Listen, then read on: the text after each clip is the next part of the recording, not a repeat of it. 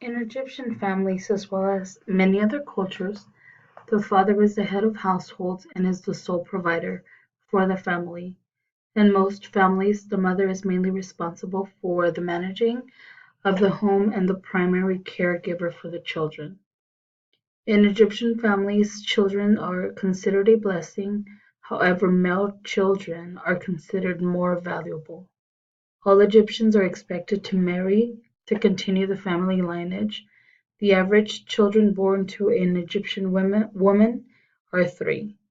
Depending on the economic status of each family, sons are either expected to learn a trade if they are from a family of low income status. Daughters are expected to assist with other housework and in the kitchen with the mother.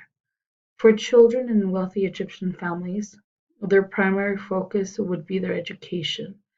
Although men were the primary sole providers of the families, after the Egyptian Revolution of 1952, many women entered the workforce in order to bring additional income into the home. After this time, women education also increased.